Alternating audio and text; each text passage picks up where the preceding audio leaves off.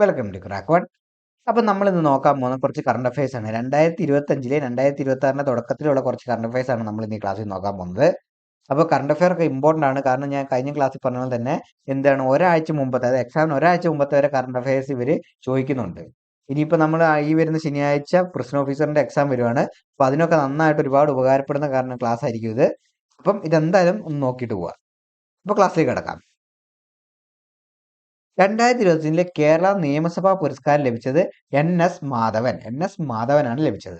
2026 ജനുവരിയിൽ സിക്കിം ഹൈക്കോടതിയിലെ ചീഫ് ജസ്റ്റിസായി നിയമിതനായ കേരള ഹൈക്കോടതിയിലെ മുതിർന്ന ജഡ്ജി ആരാണ്? അത് മുഹമ്മദ് മുഷ്താഖ്. ഈ കറണ്ട് അഫയർ ഇമ്പോർട്ടന്റ് കൂടാൻ കാരണം വെച്ചാൽ കേരള ഹൈക്കോടതിയിലെ മുതിർന്ന ജഡ്ജി ആയിരുന്ന അദ്ദേഹമാണ് ചീഫ് ജസ്റ്റിസ് ആയിട്ട് ഇപ്പം സിക്കിം ഹൈക്കോടതിയിലേക്ക് മാറ്റിയിരിക്കുന്നത്. അതുകൊണ്ട് തന്നെ ഇത് ഇമ്പോർട്ടന്റ് ആയിട്ടുള്ള ഒരു വ്യക്തിത്വമാണ്. അപ്പൊ അതുകൊണ്ട് തന്നെ PSCക്ക് ഇത് ചോദ്യം ചോദിക്കാനുള്ള ഇത് കൂടുതലായിരിക്കും. കാരണം കേരള ഹൈക്കോടതിയുമായി ബന്ധപ്പെട്ട ഒരു കാര്യം ആയതുകൊണ്ട് തന്നെ ഇത് കൂടുതലായിട്ട് ചോദിക്കാനുള്ള സാധ്യത കൂടുതലാണ്. ഈ ലോകത്തിലെ ഏറ്റവും വലിയ അരി ഉൽപ്പാദന രാജ്യമായി മാറുന്നത് ഇന്ത്യയാണ്. അപ്പം ഈ ഒരു കറണ്ട് അഫയർ എന്ന് പറഞ്ഞാൽ നമ്മൾ ഒരുപാട് ഇമ്പോർട്ടന്റ് ആയിട്ട് വരുന്നതാണ്. കാരണം വെച്ചാൽ നമ്മുടെ ജോഗ്രഫിയിൽ കാർഷിക മേഖല എന്ന് പറഞ്ഞൊരു ഭാഗമുണ്ട്.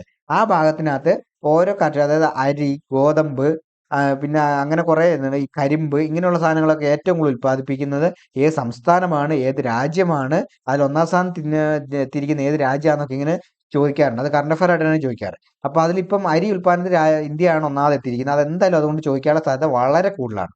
അപ്പൊ ഇതെന്തായാലും നോക്കി നോക്കിയാൽ അരി ഉൽപ്പാദനത്തിൽ ഒന്നാമത് എത്തിയത് ഇന്ത്യയാണ്. ഈ രാജ്യത്തെ ആദ്യ പൂർണ്ണ ചേരീരഹിത നഗരമാകാൻ ഒരുങ്ങുന്നത് സൂറത്താണ്. 2026 കേരള സയൻസ് കോൺഗ്രസിന് വേദിയാവുന്ന ജില്ല വെച്ചാൽ അതായത് എറണാകുളം ജില്ലയാണ്. ഈ 2026 ജനുവരിയിൽ മലിനജലം കുടിച്ചത് മൂലം നിരവധി ആളുകൾ ജീവൻ നഷ്ടപ്പെട്ട മധ്യപ്രദേശിലെ നഗരം ചോദിച്ചാൽ അത് ഇൻഡോറാണ്. ഇൻഡോർ നമുക്കറിയാം ഇമ്പോർട്ടന്റ് ആയിട്ടുള്ള ഒരു ഇന്ത്യയിലെ പ്രദേശമാണ് ഇപ്പോൾ ഇൻഡോർ എന്ന് പറയുന്നത്. അപ്പൊ അവിടെയാണ് മലിനജലം കുടിച്ച് മൂലം കുറെ ആൾക്കാർ ജീവൻ നഷ്ടപ്പെട്ടിട്ടുണ്ട്. അത് മധ്യപ്രദേശിലെ ഇൻഡോറിലാണ് കേട്ടോ. ഈ ഇന്ത്യൻ ചരിത്ര കോൺഗ്രസിന്റെ പ്രസിഡന്റായ ചുമതലയേറ്റ മലയാളി വെച്ചാൽ അത് പ്രൊഫസർ രാജൻ ഗുരുക്കളാണ്. എന്തിന്റെ പ്രസിഡന്റാണ്? ഇന്ത്യൻ ചരിത്ര കോൺഗ്രസിന്റെ പ്രസിഡന്റ്. ഈ 2026 ജനുവരി, ഇത് ടൈപ്പ് മിസ്റ്റേക്ക് ആണ്.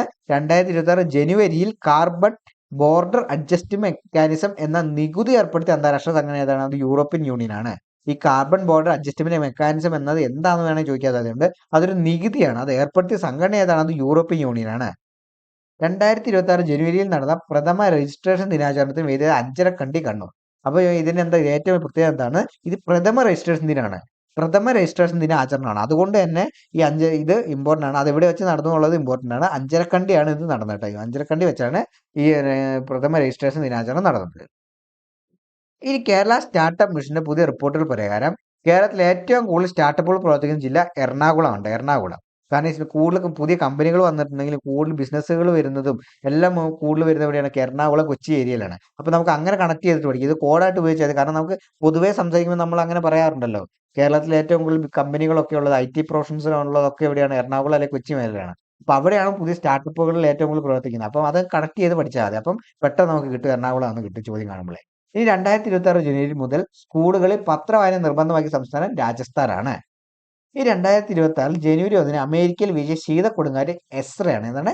എസ്ര. അപ്പം ഈ ശീത കൊടുങ്കാറ്റ്, ഉഷ്ണ കൊടുങ്കാറ്റ്, കൊടുങ്കാറ്റുകളൊക്കെ ഒന്ന് പഠിച്ചു വെക്കുക. 2025 നോക്കി വെക്കുക. 2026 ഇനി വീശിയടിക്കുന്ന ചുഴലിക്കാറ്റുകളുടെ പേരൊന്ന് അടിച്ചു വെക്കുക. ഇതിപ്പോ 2020 ജനുവരി 1 വീശിയതാണ്. അത് അമേരിക്കയിലാണ്. അതിന്റെ പേരാണ് എസ്ര. ഇനി 2026 ജനുവരിയിൽ അന്തരിച്ച പ്രശസ്ത ഹംഗേറിയൻ ചലച്ചിത്ര സംവിധായകൻ ബെലാത്താർ. ആരാണ്? ബെലാത്താർ. ഇനി വെനസ്വേലയുടെ ഇടക്കാല പ്രസിഡന്റായി ചുമതലയേറ്റ ഡെൽസി റോഡ്രിഗസ്. അപ്പം ഈ വെനസ്വേലയുടെ നമുക്കറിയാലോ, ഇപ്പം ഒരുപാട് ന്യൂസുകൾ വരുന്നതാണ്. അമേരിക്ക എന്താണ് വെനസ്വേലയുടെ പ്രസിഡന്റിനെയും വൈഫിനെയും കടത്തിക്കൊണ്ട് വന്ന് ജയിലിലാക്കിയിരിക്കുകയാണ്, അമേരിക്കൻ ജയിലിലാക്കിയിരിക്കുകയാണ്. ഇപ്പം വെനസ്വേലയുടെ അപ്പൊ ഇടക്കാല പ്രസിഡന്റായിട്ട് ഒരാൾ ചുമതലയാണ്. കാരണം പ്രസിഡന്റിനെ പിടിച്ചുകൊണ്ടുപോയി. അപ്പൊ അവിടെ തൽക്കാലത്തിന് ഈ ഒരു പ്രസിഡന്റിനെ തെരഞ്ഞെടുക്കുന്നവരെ, അല്ലെങ്കിൽ ഈ പ്രസിഡന്റിനെ മോചിപ്പിക്കുന്നവരെ പുതിയൊരു പ്രസിഡന്റ് അവിടെ വേണമല്ലോ. അതുകൊണ്ട് തന്നെ ഇടക്കാല പ്രസിഡന്റായിട്ട് ചുമതലയേറ്റ ആരാണ്? ഡെൽസി റോഡ്രിഗസ് ആണ്. ഇനി വാണിജ്യ അടിസ്ഥാനത്തിൽ ബയോബിറ്റിമിൻ ഉൽപ്പാദിപ്പിക്കുന്ന ലോകത്തിലെ ആദ്യ രാജ്യം വെച്ചാൽ അത് ഇന്ത്യയാണ്. ഏതാണ്? ബയോബിറ്റിമിൻ, അതും വാണിജ്യ അടിസ്ഥാനത്തിൽ ഉൽപ്പാദിപ്പിക്കുന്നത്. ഇനി 2026 ജനുവരിയിൽ ഭൗമ സൂചിക പദവി ലഭിച്ച രാജസ്ഥാനിലെ സസ്യം നഗൗരി അശ്വഗന്ധയാണ്. 2026 ജനുവരിയിൽ മീൻപിടുപ്പാറ ടൂറിസം പദവി നിലവിൽ വന്ന ജില്ല കൊല്ലം. ഇനി ആധാർ സേവനങ്ങളുടെ പ്രചരണം വളർത്തുന്നതിന്റെ ഭാഗമായി unique identification authority of India പുറത്തിറക്കിയ ആധാറിന്റെ ഭാഗ്യ ചിഹ്നം ഉദയാണ്. അപ്പൊ ഈ ഉദയ്ക്ക് എന്താ ഏറ്റവും കൂടുതൽ ഒന്നാമത് ആധാറിന്റെ ബാഗ് ചിഹ്നമാണ്, അതുകൊണ്ട് തന്നെ എന്തായാലും ചോദിക്കുന്നുണ്ട്. അതിലും പി എസ് സിക്ക് ഇമ്പോർട്ടന്റ് ആവാനുള്ള കാരണം എന്താ വെച്ചാൽ ഈ ഉദയ് എന്ന് പറഞ്ഞ ഭാഗ്യചിഹ്നം രൂപകൽപ്പന ചെയ്തൊരു മലയാളിയാണ്. അരുൺ ഗോകുൽ എന്നാണ് അദ്ദേഹത്തിന്റെ പേര്. അദ്ദേഹം അരുൺ ഗോകുൽ എന്ന് പറയുന്ന വ്യക്തി മലയാളിയാണ്. ഇത് ഉദയ് എന്ന ഭാഗ്യചിഹ്നം ആധാറിന്റെ ഭാഗ്യചിഹ്നം രൂപകൽപ്പനയായി. അതുകൊണ്ട് തന്നെ പി എസ് സി ഇച്ചിരി കൂടി ഇമ്പോർട്ടന്റ് ആയിട്ട് ചോദിക്കും. കാരണം ഒരു മലയാളിയാണ് ഇത് കണ്ടുപിടിച്ചത്, അതുകൊണ്ടാണ്. മലയാളി രൂപകൽപ്പന ചെയ്തുകൊണ്ട് ഇത് ഇമ്പോർട്ടന്റ് ആയിട്ട് എന്തായാലും ചോദിക്കാൻ സാധ്യതയുണ്ട്. ഈ 2026 ജനുവരിയിൽ അന്തരിച്ച പ്രശസ്ത ഇന്ത്യൻ പരിസ്ഥിതി ശാസ്ത്രജ്ഞനാണ് മാധവ് ധനഞ്ജയ് ഗാഡ്ഗിൽ.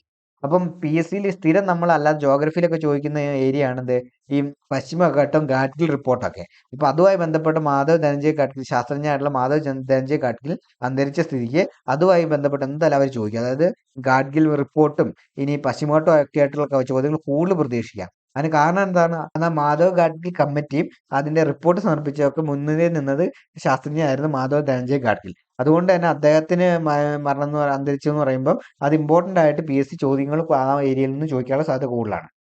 ഇനി 2026 ഹരിവരാസന പുരസ്കാരം ചെയ്തത് തിരുവിഴ ജയശങ്കർ. ആരാണ്? തിരുവിഴ ജയശങ്കർ. ഇന്ത്യയിലെ ആദ്യത്തെ സമ്പൂർണ്ണ കടലാസ് രഹിത ജുഡീഷ്യൽ ജില്ലാ കോടതി കൽപ്പറ്റയാണ്. കൽപ്പറ്റയിലാണ്. അതെവിടെയാണ്? വയനാട്ടിൽ. ഇനി 2025-26 വർഷത്തെ ആഷസ് ടെസ്റ്റ് ക്രിക്കറ്റ് ജേതാക്കൾ ഓസ്ട്രേലിയയാണ്. ഏതാണ്? ഓസ്ട്രേലിയ. 2026 ജനുവരിയിൽ ചിത്രശലഭ സങ്കേതമായി പുനർനാമകരണം ചെയ്ത വന്യജീവി സങ്കേതം ഏതാണ്? അത് ആറളം വന്യജീവി സങ്കേതമാണ്. ആറളം വന്യജീവി. എന്താണ് പുനർനാമകരണം ചെയ്തത്? ചിത്രശലഭ സങ്കേതം എന്നാണ് പുനർനാമകരണം ചെയ്തത്. ഇനി ഗോസ്റ്റ് ഐ എന്ന നോവൽ എഴുതിയത് അമിതാഭ് ഘോഷാണ്. ഗോസ്റ്റ് ഐ എന്ന നോവൽ പേര് ഗോസ്റ്റ് ഐ, എഴുതിയത് അമിതാഭ് ഘോഷ്. ദേശീയ ഫിഷറീസ് വികസന ബോർഡിന്റെ റീജിയണൽ സെന്റർ നിലവിൽ വരുന്നത് തിരുവനന്തപുരത്താണ്. ഈ സൂര്യപ്രകാശത്തിന്റെ സഹായത്തോടെ കാർബൺ ഡൈ ഓക്സൈഡിനെ മെഥനോൾ ആക്കി മാറ്റുന്ന ഫോട്ടോ കാറ്റലിറ്റിക് പദാർത്ഥം വികസിപ്പിച്ച് IIT ഗുവാഹത്തിയാണ്. IIT ഗുവാഹത്തി. അപ്പം ഇത്രയാണ് ഇന്നത്തെ ക്ലാസ്സിൽ കുറച്ച് കറണ്ട് അഫയർ. ഇന്ന് വളരെ കുറച്ച് കറണ്ട് അഫയർ ഞാൻ കൊണ്ടുവന്നിട്ടുണ്ടായിരുന്നുള്ളൂ. അപ്പം ഇതുപോലത്തെ നല്ല ക്ലാസ്സുകളും കറണ്ട് അഫയർ ക്ലാസ്സുകളായിട്ട് വീണ്ടും കാണാം. Thank you.